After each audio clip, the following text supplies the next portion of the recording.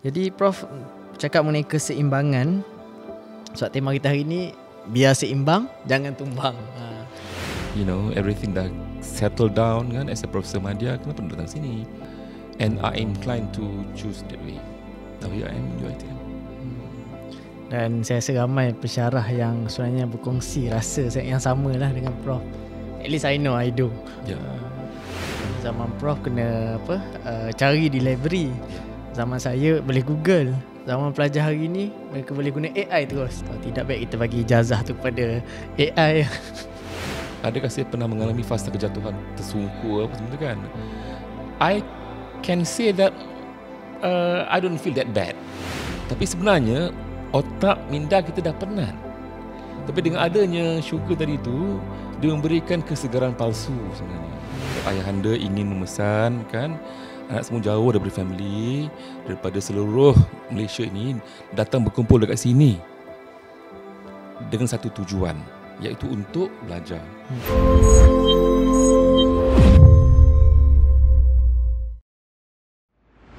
Assalamualaikum warahmatullahi wabarakatuh. Salam sejahtera, salam UiTM di hatiku. Anda sedang mendengarkan Acidify, Asasi Amplified, sebuah podcast rasmi yang dibawakan oleh bahagian Hal Ehwal Pelajar dan ICAN dengan kerjasama Persatuan Alumni Asasi UiTM atau lebih dikenali sebagai Legacy.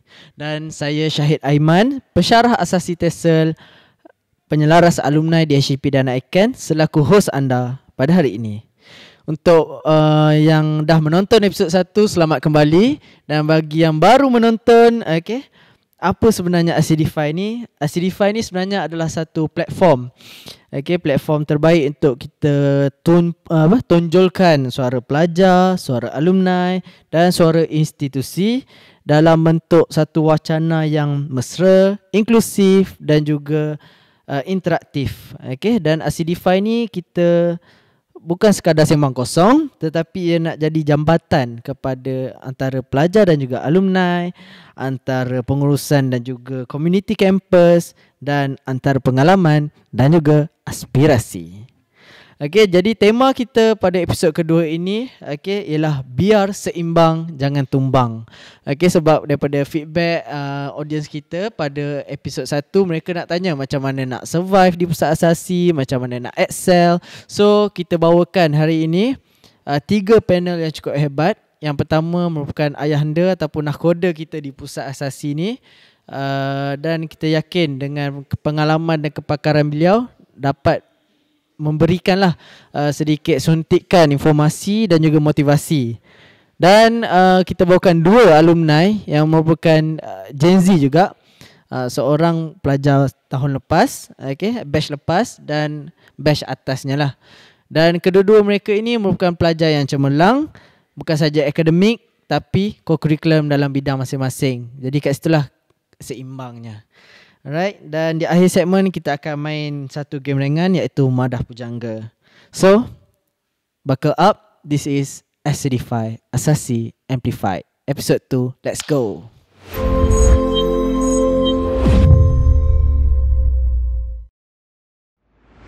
Okay, baik, kita akan teruskan ke segmen yang pertama. Dan untuk segmen yang pertama ini, saya berasa sangat teruja dan juga berbesar hati kerana bersama saya merupakan seorang figura yang sangat penting di pusat asasi.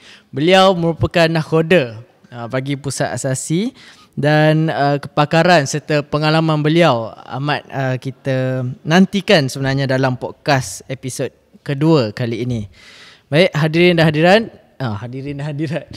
Hadirin sekalian, saya perkenalkan Profesor Dr. Haji Zulhairi Haji Amom, pengarah Pusat Asasi UiTM. Selamat datang Prof ke podcast Acidify. Ya, selamat datang. Terima kasih. Prof sihat Prof? Alhamdulillah sihat. Buat mereka yang tertanya-tanya kenapa Prof berbaju Melayu lengkap hari ini, sebab hari ini hari Jumaat. Rakaman ini dilakukan pada hari Jumaat selepas waktu solat Jumaat. Baik, Prof, boleh kita minta Prof kongsikan sedikit dengan pendengar kita mengenai latar belakang Prof dari segi peribadi, keluarga, akademik dan mungkin kerjaya, Prof.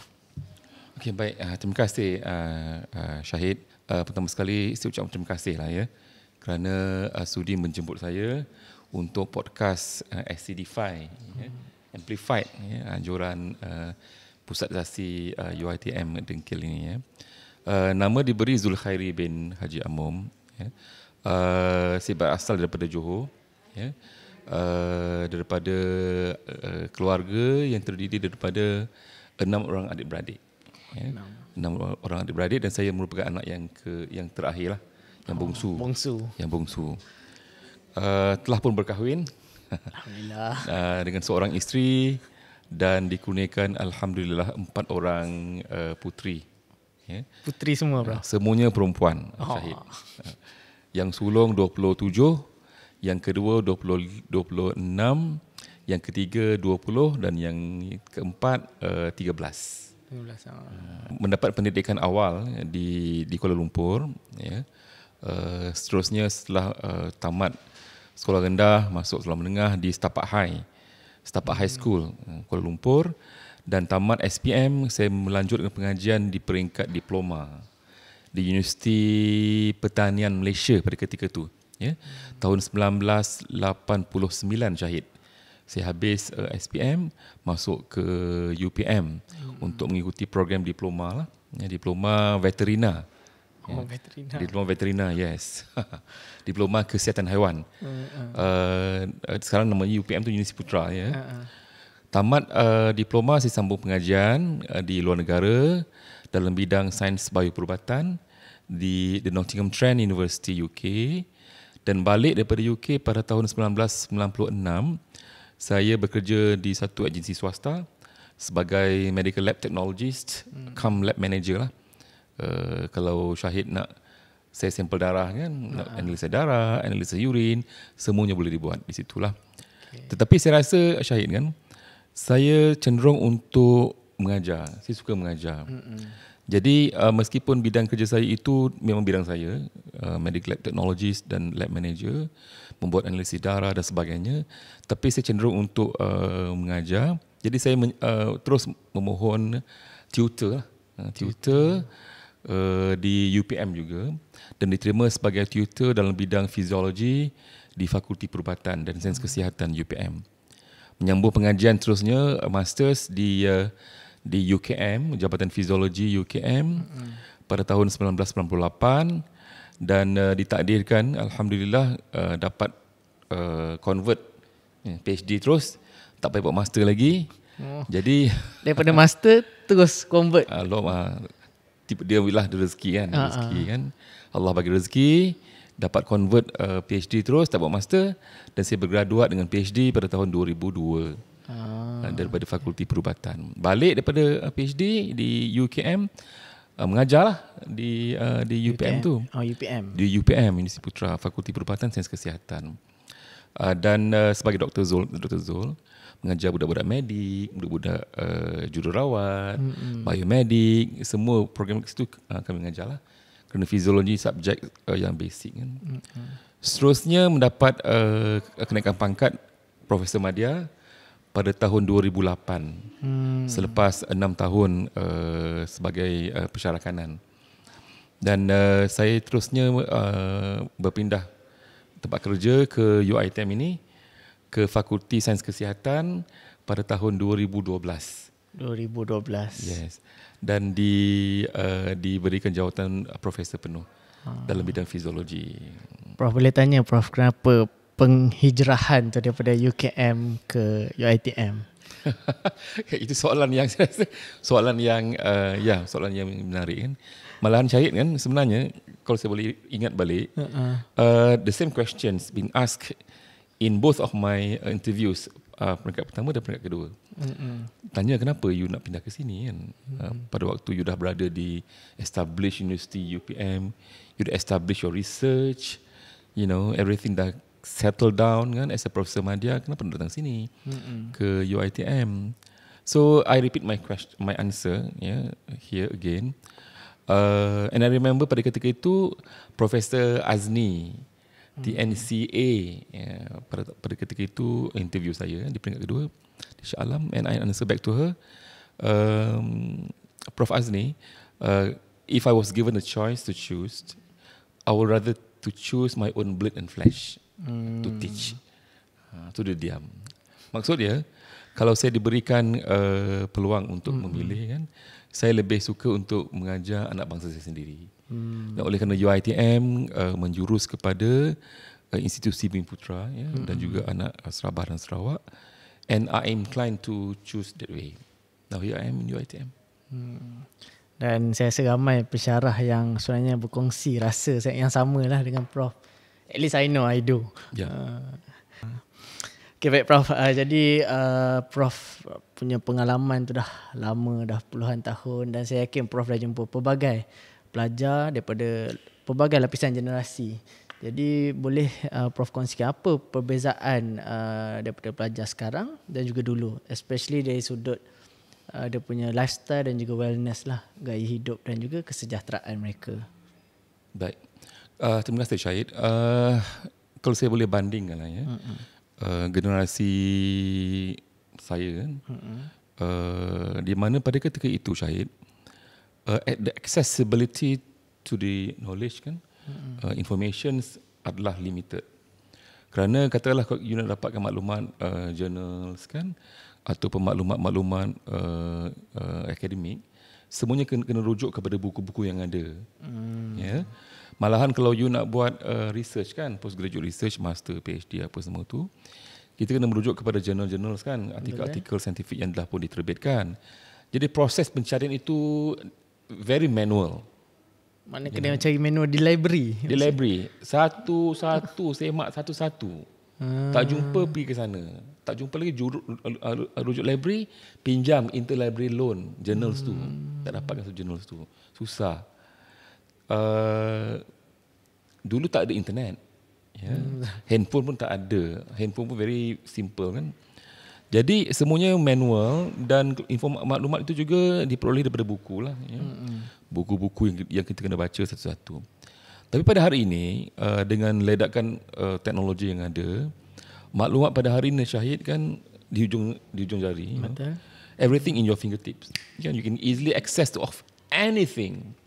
Jadi itulah yang saya kira generasi hari ini, generasi muda hari ini kan, pelajar universiti kan, pada hari inilah mereka they are easy access to almost anything.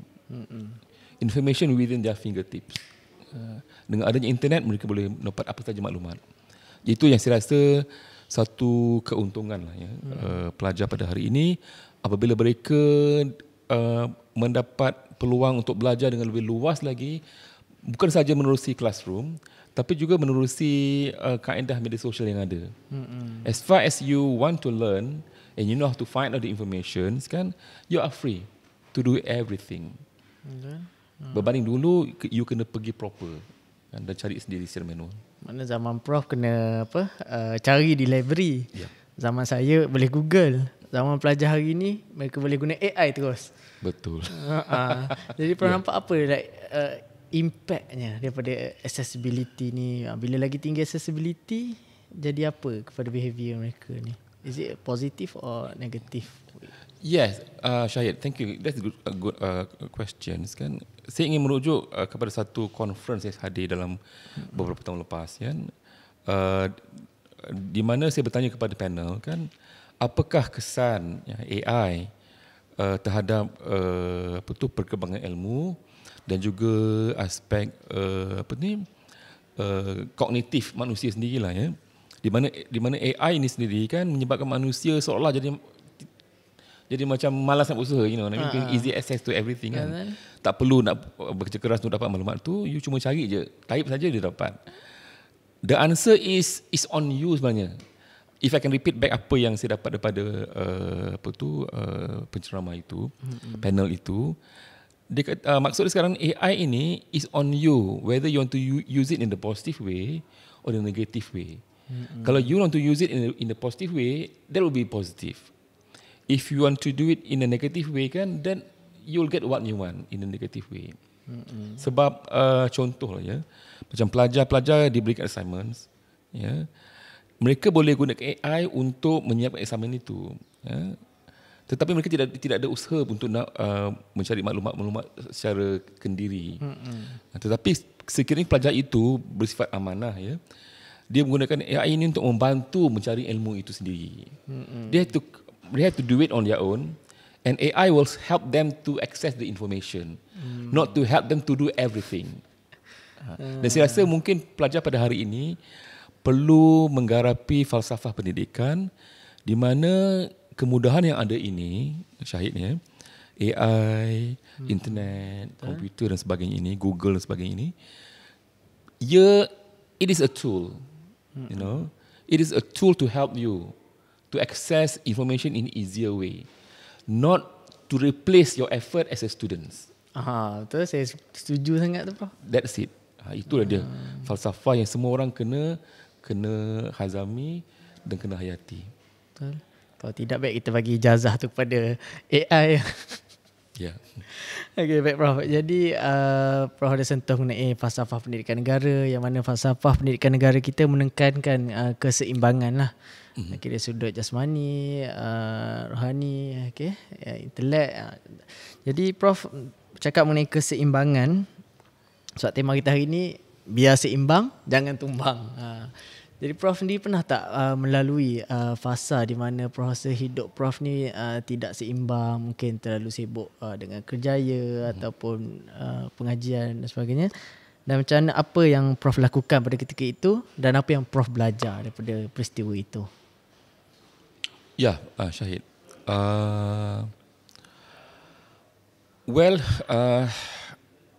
Dalam kehidupan kita sehari-hari, kan, dalam fasa-fasa kehidupan kita, kan, akan ada detik di mana kita akan berhadapan mengalami satu fasa kejatuhan. You are in the very down levels.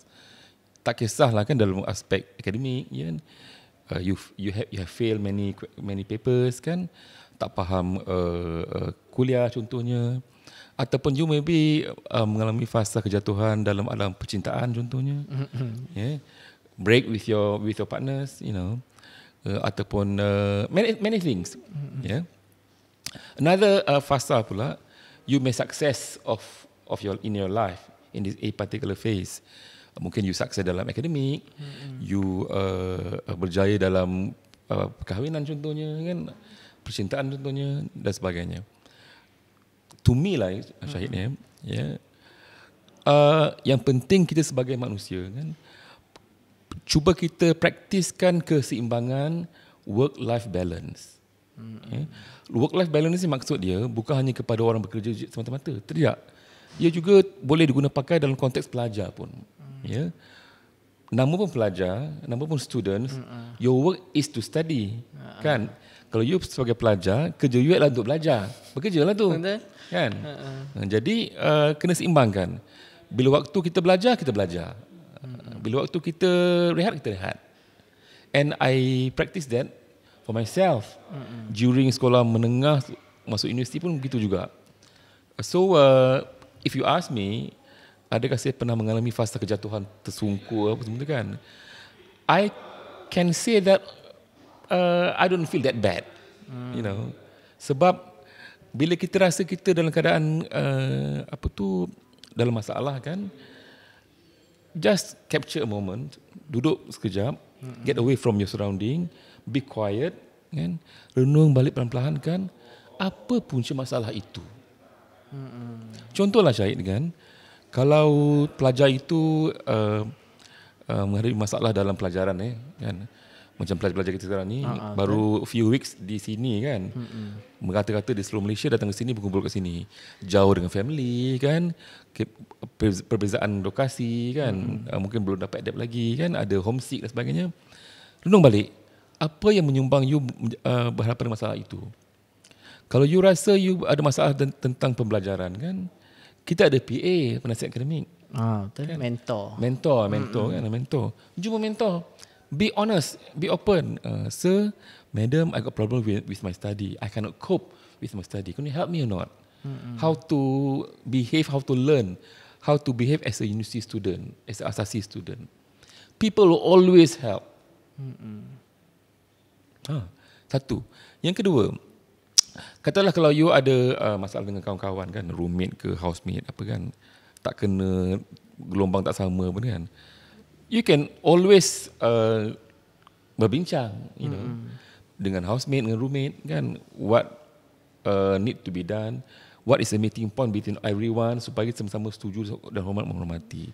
Dan katalah kalau tak dapat juga, kita ada pengurusan kolej yang kita boleh atur untuk pindah bilik contohnya.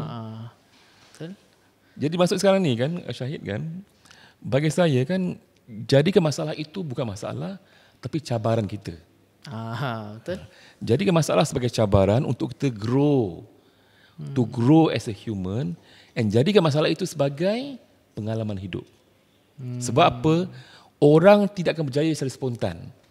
Orang akan berjaya dengan masalah. Contoh ya, lampu kita ni kan. Lampu kita ini, penciptanya hanya menemui lampu ini selepas 1000 kali percubaan yang gagal. Gagal 1000. 1000 kali gagal, 1001 baru dapat jumpa lampu. And now we use lampu sampai hari ini. Dan saya ingat juga diorang kata saya bukan gagal 1000 kali, tapi saya jumpa 1000 sebab kenapa benda ni tak berfungsi ataupun macam tu lah lebih kurang quote-nya. Yes. So sebenarnya lebih kepada perspektif lah Prof. Exactly.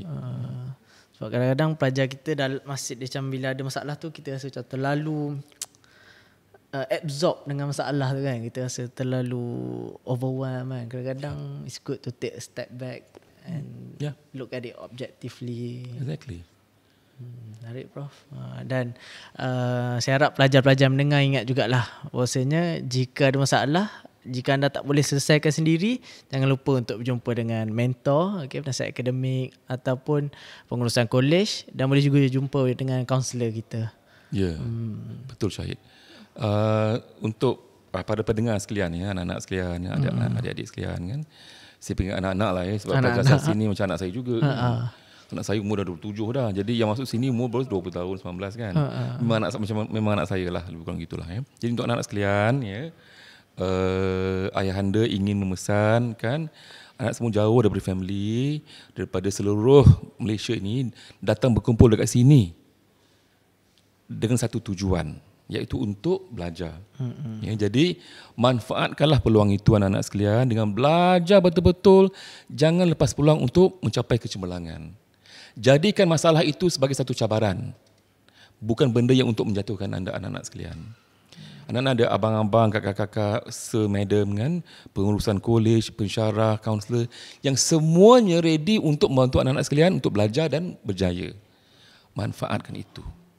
Life is only once, anak-anak kan. Make use of your life in a very effective way. InsyaAllah anak-anak boleh berjaya.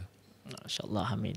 Ingat ya, quote Zulkhairi 2025. Right Prof. Dan bila pelajar kita ya, macam Prof kata tadi, dia masih dalam proses untuk adapt kan. Dan kadang-kadang mungkin mereka tak sedar bila mereka sendiri tu dah sebenarnya dah off balance. Mungkin dah tak seimbang dari sudut masanya ke, stres ataupun rohaninya tak, rasa tak seimbang kan. Ada tak macam tanda-tanda fisiologi yang tertentu yang sebenarnya mereka pun tak sedar? Jadi ada tak tanda-tanda tu? Yes, saya mengajar fisiologi about human body and how the body functions. Jadi sikit sebanyak kan kita sebenarnya kita boleh Syahid, kita boleh detect perubahan pada diri kita, which may not be normal in the past, in the previous.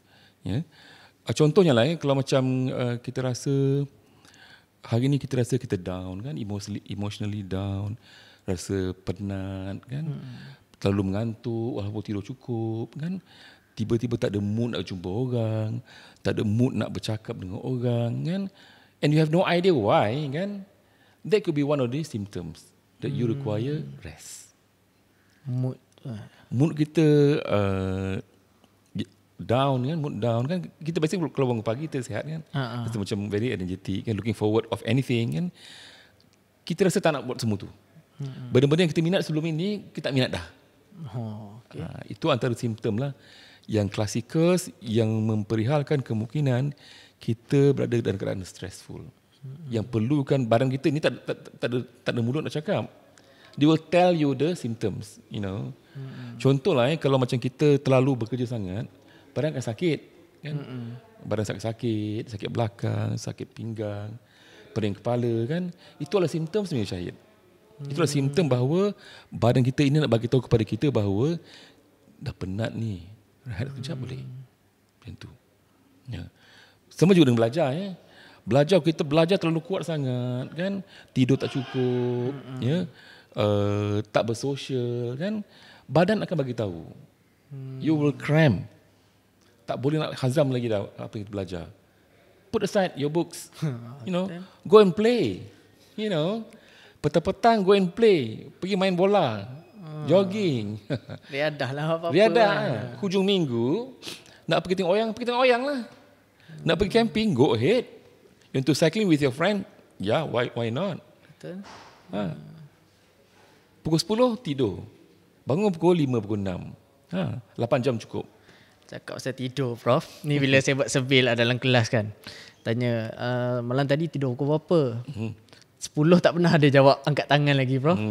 11 pun tak diangkat tangan lagi. Kurang-kurang bila 12 baru ada angkat tangan. 1, 2. Ada yang lebih daripada pukul 3 pun ada.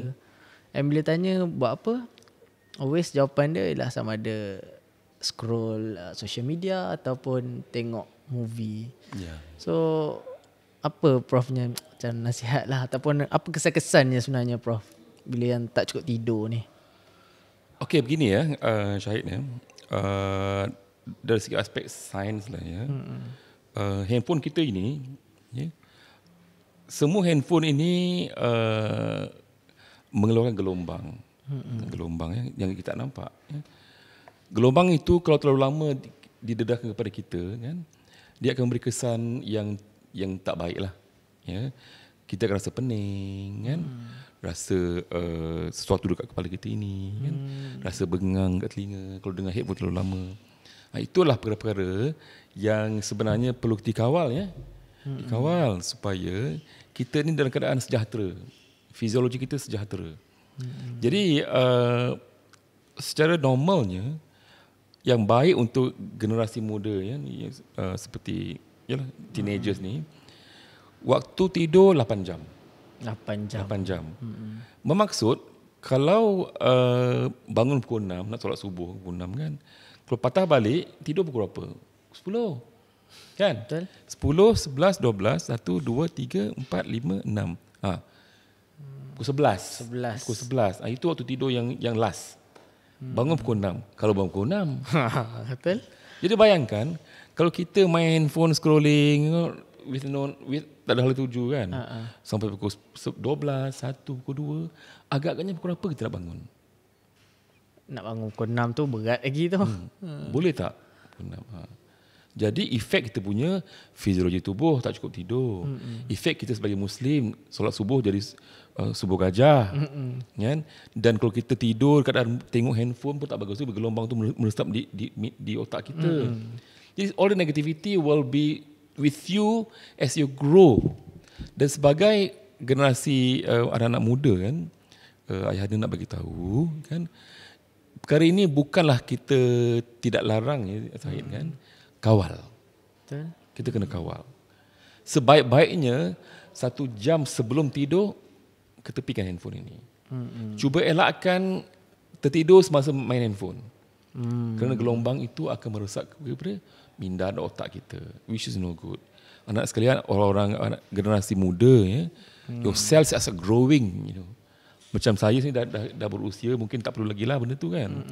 Tapi generasi muda-muda ni di mana keperluan minda tu tinggi kan, sel-sel berhubung di otak tu diperlukan, jadi kena jaga betul-betul perkara itu. Satu, handphone kena jaga betul-betul, jangan main-main. 1 hour before you sleep, offkan kat situ. Dan tidur kena cukup ya, untuk keperluan fizikal kita lah, dan juga keperluan rohani agama kita ya, berguna untuk solat subuh. Jangan subuh gajah. Dan juga yang saya boleh nasihatkan ialah kawal pemakanan. Betul. It's very important Syahid. Makan makanan yang sihat. Try to minimize processed food. You can have your processed food, but don't make it as a routine. Yang mana saya perasan anak-anak muda ni memang suka makan Maggi. makan. Itulah Maggi yang warna pink tu lah, kan? Bungkusan pink tu apa? Ramen macam-macam lah. Dan benda tu bukannya murah kan? Betul. Tapi dia makan benda tu. Boleh makan sebenarnya boleh. Tapi jangan selalu. Kadang-kadang. 3 in 1 Prof. Kan biasa kita macam Nescafe, teh tarik. 3 in 1 macam mana Prof? Boleh. Cuma 3 in 1 sebenarnya ada gula. Gula akan memberikan kesan segar sementara. Saya tahu sebab kami pernah lalui dulu kan. Di mana bila tiba waktu exam, last minute study, jadi nak pastikan segar malam-malam buta tu, bancuh itulah makanan segera tu. Jadi you segar sampai pukul 2-3 pagi. Tapi sebenarnya otak minda kita dah penat. Tapi dengan adanya sugar tadi tu, dia memberikan kesegaran palsu sebenarnya. You rasa you boleh baca, tapi sebenarnya tak masuk pun. Jadi sia-sia kerja tu. Baik tidur, lepas bangun balik. Yes. Okay, baik Prof. Cakap saya tidur tadi Prof kan. Yang ni ada juga yang selalu student beritahu. Sir, kita orang tidur 2 jam, 3 jam sehari kan. Tapi hujung minggu kita orang kodok balik sir. Kita orang tidur lepas subuh sampai ke maghrib kadang. Itu sebenarnya macam mana bro? Tak boleh begitu. Bukan dia kata tak jadi konsepnya 8 jam tu dia kodokkan pada sehari. Okay, simple analogy pada anak-anak sekalian. Siapa yang buat macam tu ni, ayah nak tanya sikit. Okay, boleh tak you all jangan makan apa-apa? From Monday to Friday don't eat anything, tapi boleh makan apa saja hari Sabtu Ahad. Boleh tak? Tak boleh kan? Tak boleh. You kena makan setiap hari kan? Ikut jam. Boleh kodok ke makan-makan hujung Sabtu Ahad boleh makan banyak-banyak kan? Tapi Monday to Friday makan tak makan. Boleh ke? Tak boleh. Tak boleh kan? Sama analogi gitu. Tidur dia kena setiap hari. Tak boleh dikumpul kat hujung baru tidur banyak. Tak boleh. Badan kita begitu. Badan kita dicipta oleh Tuhan. Kena tidur pada waktunya. Dah bangun pada waktunya. Ya. Tidur pada waktu malam, siang untuk bekerja. Bukan siang tidur, malam jadi kelawar. Tak boleh juga. Betul. Dan now, Tuan Syahid, kalau saya ingin sentuh kat sini, ramai orang, orang-orang muda kan, dia waktu siang tak ada masa nak buat exercise kan. Jadi di malam-malam dia exercise. Betul. Pergi main futsal sampai pukul 10, 11, 12. Main badminton apa semua tu. Okay, kita kembali kepada fitrah yang Tuhan beri kepada manusia, di mana sianglah untuk bekerja dan malam untuk berehat dan bertafakur, beribadah waktu malam. Bukan sebaliknya. Kalau kita langgar aturan fitrah itu dah tak sihat. Jadi pun dah tak seimbang sebenarnya. Tak seimbang. Malam untuk berehat, untuk tidur, bukan untuk main-main lagi. Benda itulah saya rasa falsafah work-life balance itu perlu difahami dan dilaksanakan sebegitu. Bila waktu kerja kita kerja, bila waktu rehat kita berehat. Jangan campur. Badan kita tidak ada tak ada mulut nak cakap aku penat kan. Tapi dia akan menunjukkan simptom. So up to us lah nak dapat ke tak sistem. Kadang sebenarnya dia orang tahu tapi macam dia ignore ataupun just. Well, it is simple Syahid. The basic principle ialah disiplin. That's it. Tu je. Kalau kita boleh implement disiplin kan, maka lama-lama dia jadi tabiat. Dan ada kajian kajian yang memperihalkan tentang disiplin ini. Kalau suatu perkara itu kita paksa buat secara konsisten selama 21 hari, selepas itu jadi tabiat. 21 hari. Yes. Cek balik. Ada kajian kata 21 hari, ada kajian lain menunjukkan 60 hari. Satu benda itu nak jadikan tabiat, kena buat secara konsisten tanpa fail. Kita paksa dirilah. Lepas tu dia akan jadi tabiat. Jadi biasa dibuat. Awal-awal tu bawa paksa lah dulu kan. Sama juga kalau kita kembali pada ajaran agama kan.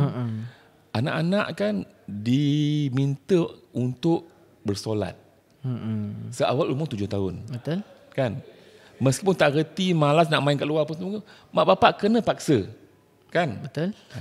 Sampai dekat akil balik. Sebab apa tempoh 7 tahun itu, Dan akal balik itu dalam sekitar kat sini dalam 12 tahun akal balik kan. 7 hingga 12 tahun tu dalam sekitar lebih kurang dalam 5 tahun kan. Jadi praktis itu, disiplin itu digarap selama tempoh itu dan lepas itu mereka boleh buat sendiri. Macam itulah konsep disiplin yang kita kena garapkan dan anak-anak semua kena garapkan sekarang. Okay, baik Prof. Next question ialah, let's say diorang ni dah dalam keadaan off balance dah tadi kan. So apa satu atau dua tips atau perkara yang mereka boleh lakukan untuk dapatkan balik keseimbangan dalam hidup tu? Well, Syahid, if you ask me about how to return back, kita kena kembali balik kepada kenapa aku berada di sini. You ask yourself, anak-anak, kenapa saya berada di sini pada hari ini? Far away from your family. Ask yourself and you get the answer. Tanya pada diri sendiri dulu. Saya berada di sini, jauh daripada keluarga, berpisah daripada keluarga, mak ayah, sanak saudara semua tu, di sini keseorangan untuk belajar, membuat persiapan diri untuk membuat ijazah tahun depan. Bila dah faham kat situ, then you know what to do next. You come here is to learn, is to study. So, do your duty as a student. Itu je. Ya. Balik pada niat lah, Prof. Yes. Innamal a'malu binniat. Agama menunjukkan bahawa setiap apa yang kita buat ni, Syahid kan, dimulai dengan niat. Niat yang betul, insya-Allah pakcik, ayahanda boleh garanti hasilkan baik. Niat yang tak baik kan, it won't give you anything. It won't give you far. You never go far. Betulkan niat kat sini untuk belajar, insya-Allah the Almighty will help you, your surrounding will help you. Abang-abang, kakak-kakak, pakcik-pakcik semua boleh tolong anda. Betul. Dan saya selalu pegang kat Prof, kita do our best and let Allah do the rest lah. Yes. Do our best and let Allah do the rest. Maksud ini, don't push yourself too much. Yeah? Sebab kita ni Syahid kan, istilah tu do your best and let Allah do the rest look very simple, tapi have a very deep meaningful, Maksud dia, you just do your best within your ability, but let the Almighty do the rest. Maksud dia, after you do all your best within your ability and suddenly you fail, contohnya kan, you will be rasa redha, tak rasa too much frustration, because itulah Allah tentukan. Kita dah buat apa yang dalam kawalan kita. Yes. Allah nak uji dengan kegagalan. What will be your reaction? Remember, itu semua Allah tentukan, kan? Dan kita tadi my earlier explanation kan, jadikan yang negatif itu positif. Jadikan masalah itu sebagai suatu cabaran. If you fail one paper, it's okay. Do it again. Change your study habit. Tidur awal, make a study group contohnya, jumpa lecturer. There's many ways. Don't fall into trapped. If you fail, you feel down and that's it. You will never go up lepas tu. No, it's not the way. Yeah? Itu maksud dia, Syahid. InsyaAllah. Pelajar-pelajar kita pun kena cuba hadam dan praktis lah benda ni. Dan Prof, untuk soalan akhir lah sebelum kita Prof, apa harapan ataupun aspirasi Prof lah selaku pengarah Pusat Asasi kepada anak-anak kita ni? Ya, kepada anak-anak sekalian, saya pertama sekali ucapkan all the best in your study. Manfaatkanlah peluang yang ada ini sebaik-baiknya untuk mencapai kecemerlangan akademik. Kenapa saya kata kecemerlangan akademik? Sebab anda adalah pelajar. Tugas anda adalah untuk belajar. Dan itu dapat dibuktikan menerusi kecemerlangan akademik.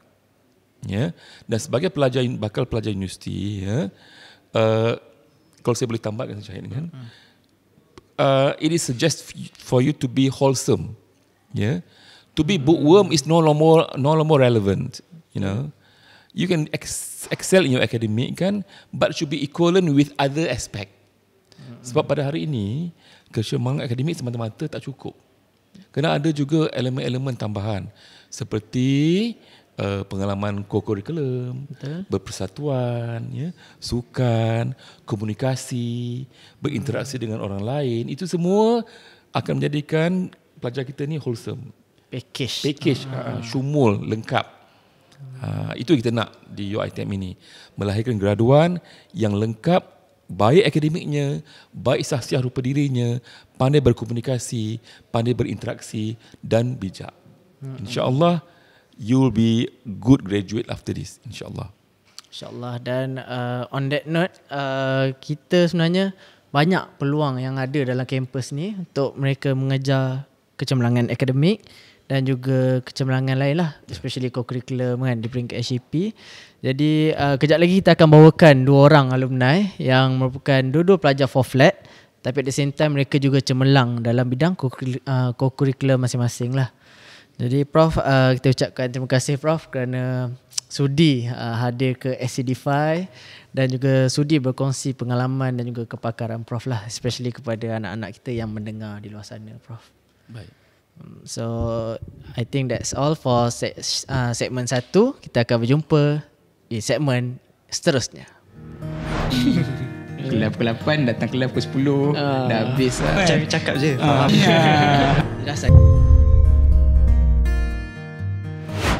Baik, kembali kita ke raga lagi, tapi keputusan tetap cemerlang.